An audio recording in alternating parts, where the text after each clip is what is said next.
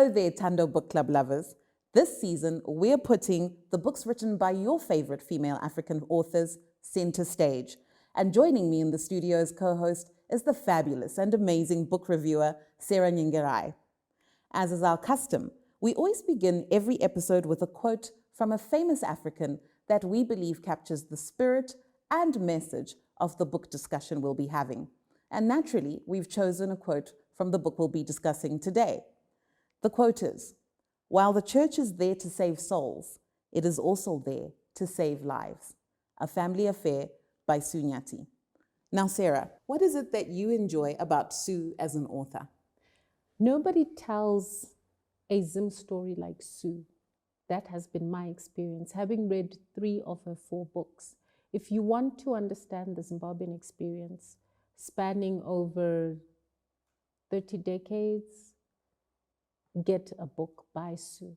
She's able to cut across various cultures, various classes, and tell the Zimbabwe story.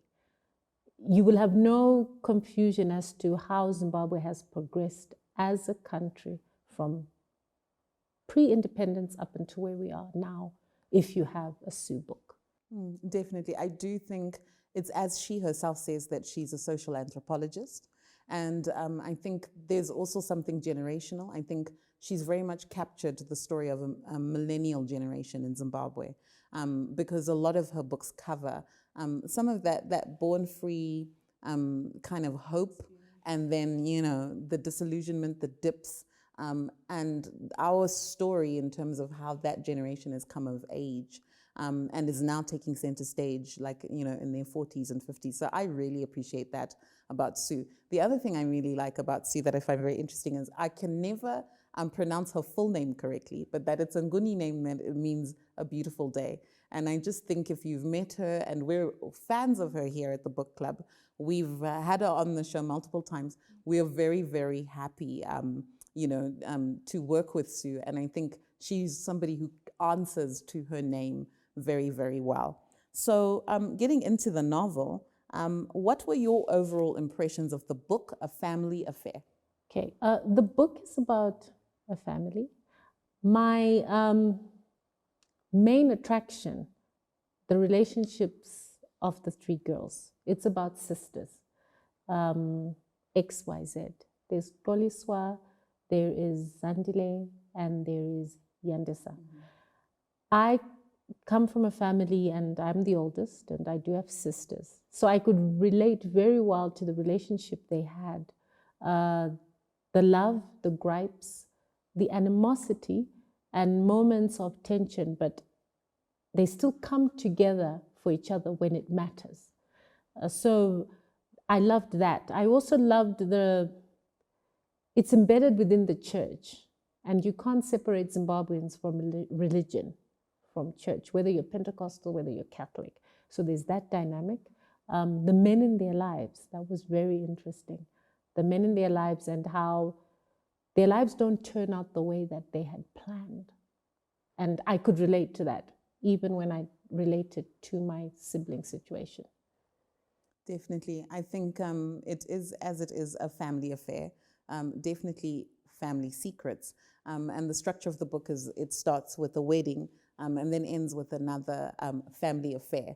And the role that events play in the novel is, as time is moving forward and you are viewing and surveying the life of this family, huge revelations that are incredible ways that the story is moving and driven happen at these family affairs. And of course, if you know some of the secrets, you begin to realize all of the puns and the layers to the phrase "a family affair." So I really appreciate the way that Sue did that for us.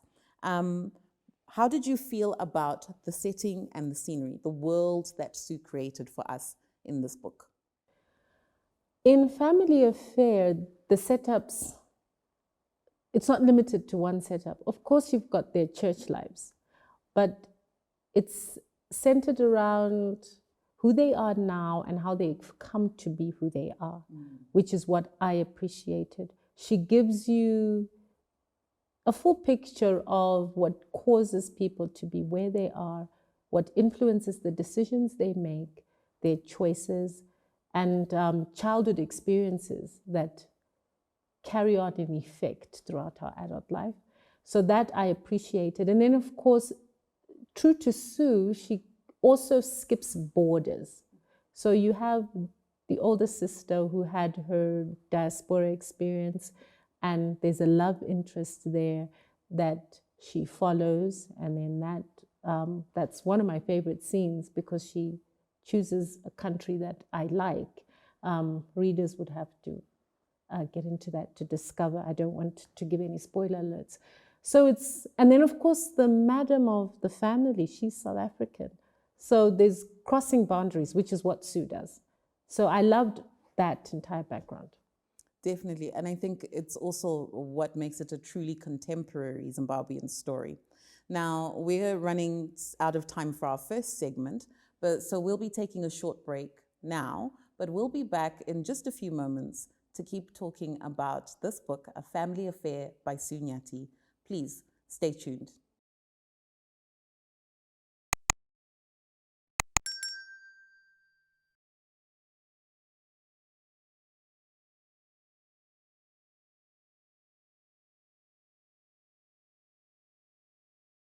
Welcome back. You're watching the Tando Book Club, and today we're talking A Family Affair by Sue Nyathi with our favorite book reviewer, Sarah Nyengerai. So, we were just talking about the world that Sue created in A Family Affair, and you spoke very beautifully about how Sue usually crosses borders.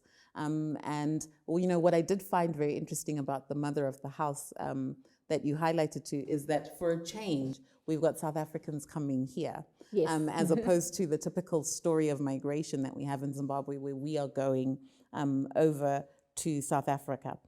Who were some of your favorite characters and least favorite characters in the book? Okay, my favorite character goes without saying, Goliswa. And I could relate to her experience because I'm a firstborn. And she was the perfect one. I've had that label. Her life does not turn out as it is supposed to be. And she makes some choices that are unconventional, that are unexpected, but defends them. And because life took a trajectory she had not planned for. And that happens to perfect people. The least favorite, Wesley. Mm-hmm. Wesley, toxic. Yeah, Cashman. Toxic, yes. Abusive. Narcissistic. But I will add, I like how Sue gets you to understand why he ended up that way. And that's Sue's writing style as an empathetic writer. You get an appreciation of how this person turned out to be the way they are. Not to justify, because he was a criminal in so many ways. Oh, yes. So it's not to defend, but he had a background that was heartbreaking. It was. That affected his own destiny. Mm-hmm. And I think that's not spoken about. Wesley's experience is not spoken about, which I think a lot of boy children face in Zimbabwe. And they never have someone to talk to about it. Mm-hmm. So those are the two. Wesley, least favorite, Goliswa. I love her. Definitely. I mean, I think, that question is hard for me with this book because I think Sue did a wonderful job of giving us a very vivid cast of characters, right?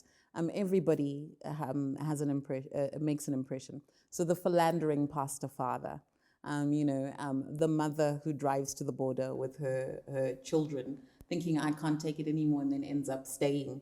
The tetes, yes. And their very complicated relationship with themselves and the family, and their history as well as also given in the book.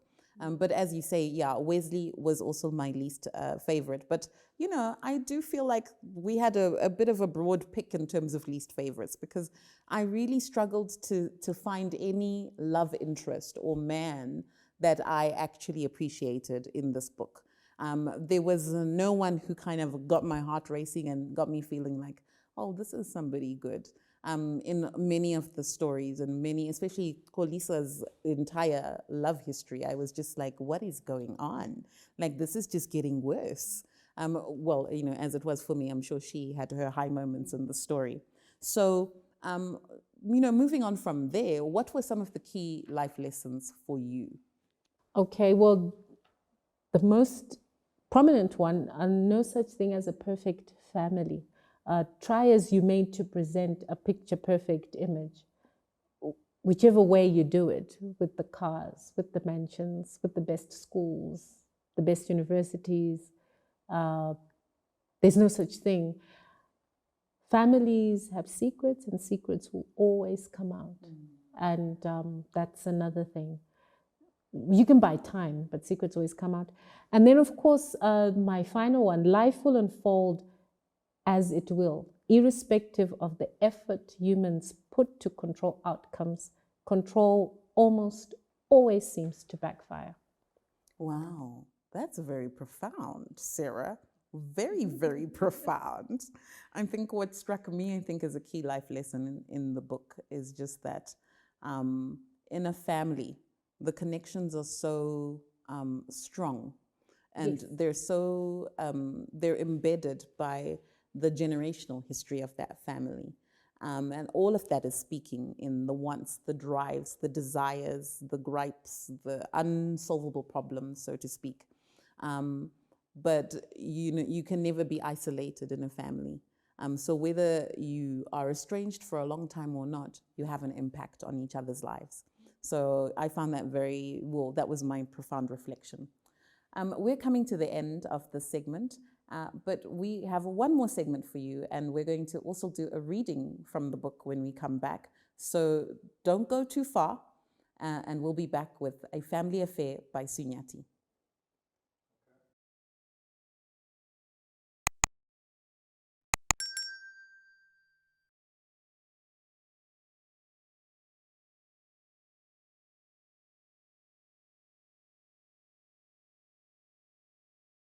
Welcome back. You're watching the Tando Book Club, and today we're discussing A Family Affair, and I've got with me the fabulous Sarah Nyengarai in the studio, and she's helping me review the book. So Sarah, what do you think are the unique strengths of Sue as a writer, particularly from your reading of this book? Okay, thank you, Selina. Sue takes time to ensure that readers get a full appreciation of the history behind each character's life story. From Pastor Abraham and his wife Phumla, the influential Tetes, Sisi Tombi, Sisi Lungile, not forgetting the contrasting Mukwenyanas, Wesley and Daventle. So her approach always leaves readers with a strong sense of, so this explains why so-and-so is like this. And you can't help become empathetic. You may not appreciate the actions, but she infuses empathy. You never walk away wondering, why was so-and-so like this? Full circle, full picture. So I totally agree with that. And I think if Sue herself as an author is empathetic to her characters, it makes it easier to believe them, because I think it speaks to believability. So if she believes that the reason why they are the way they are makes them do this, it makes it easier for us to also enter that belief. And I think that's very, very powerful. Belief creates believability. So I think that is one of her strengths. But for me personally, it's also her candor and her frankness when she's speaking to social situations. And of course, this book speaks a lot to the megachurch and its rise and fall through different economic periods of the country. And so she casts a very transparent sort of picture, and she shows you the good and the bad and the ugly. And I appreciate that, because it shows a really constructive critical eye, as opposed to just, you know, Telling a story. Yeah, telling a story. And so I really, really love that there's such care in how she handles those things. And I really appreciate frankness. Because in frankness, you begin to see that actually we're all more alike than we're not. We all have a dark side to us. We all have a good side to us. And if we could just be transparent about that, maybe it would be easier for us to work out our differences. So I really, really appreciate that about her as a writer. But as we continue with our discussion, one of the things that we love to do on the show is to have a reading from the book. So because we don't have Sue in the studio with us, we do have Sarah. So I'm going to make her read something from the book.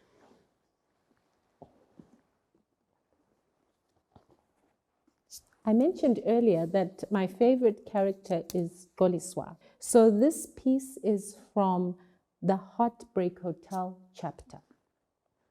Goliswa is struggling to coexist with heartbreak.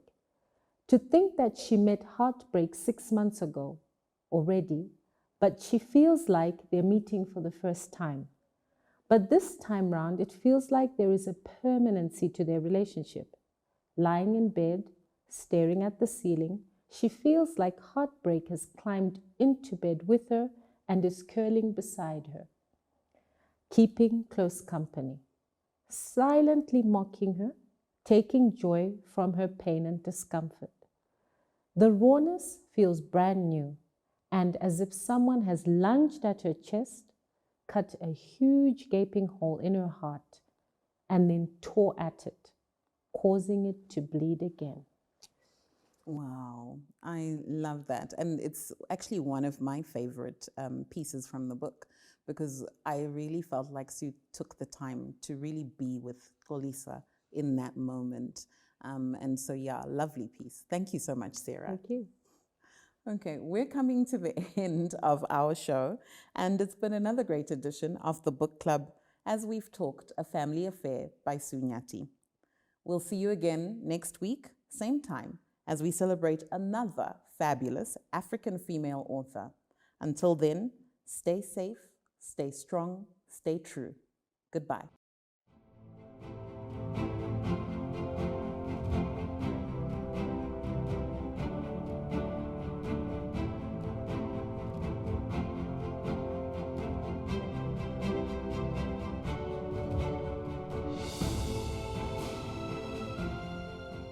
In terms of favorites and least favorites, anyone who left a lasting impression? Thank you, Selina. I like Dear Jide, her storyline, because it goes, she takes us back to her childhood, and she is orphaned, and she was treated poorly by her father's other wives. So she was shipped from one wife to another, and they mistreated her. So she longs to create a relationship, to recreate a mother-daughter relationship that is beautiful than what she had experienced. Then, of course, you have the secrets and the lies, but the pressure from her mother-in-law, Mumi, is what you read about and what you see growing up in African homes. It's extreme, but it's the tendency. And it reminded me of a saying, you marry into a family and you take them on with their weaknesses, their toxic behaviors, and their strengths. You're taking on everything, and we see how she took on everything. Lots of twists and turns. Aiken was my greatest disappointment because he watched her suffer and knew it was not of her doing.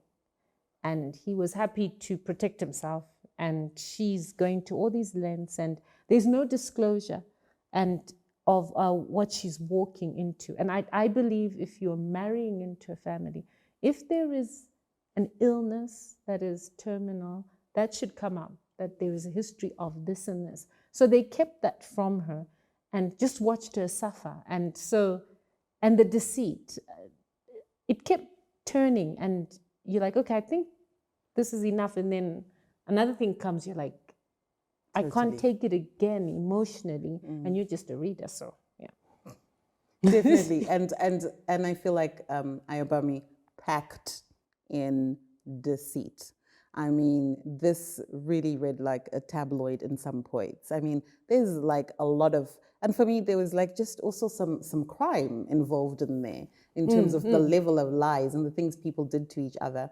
And, you know, I do agree with you, Aiken is a disappointment because, you know, they take you back to their courtship days, and he really pursues her and really kind of makes a play for her that kind of says, I am trustworthy. Yes. Like, I am the safe place. You are the one that I want. And in the beginning, in the very early days of their marriage, there's almost a defense and a protection of that. But the abandonment really begins very soon in that marriage. Can you truly love someone if you're lying to them, knowing you are lying to them? You know, they say the difference between lies and deceit is that deceit has part truth. Lies, you know you're lying. And there was both here. What was a key life lesson for you? She mentions as the key character in the book, if you lie or betray to save your family, is it really a lie? So that as a lesson, I would tie it to, it's pretty obvious, like open and transparent communication is very important. You may lie and betray to protect, but things come back to bite you. You can't hide things forever. And I think that's what happened. Try and keep a check on your desperation. That's another thing. We have a scene in which, like you said, it became very Nollywood because you're like, does this really happen? But you see how in the name of religion, she did some shocking things because she was desperate. So I also found myself thinking, if you're ever in a situation you can't change, try and monitor your levels of desperation. Totally, yeah. I think if you're feeling desperate and you're about to do something that isn't you, yes, that's the moment to check yourself and pause. Definitely, I agree with that.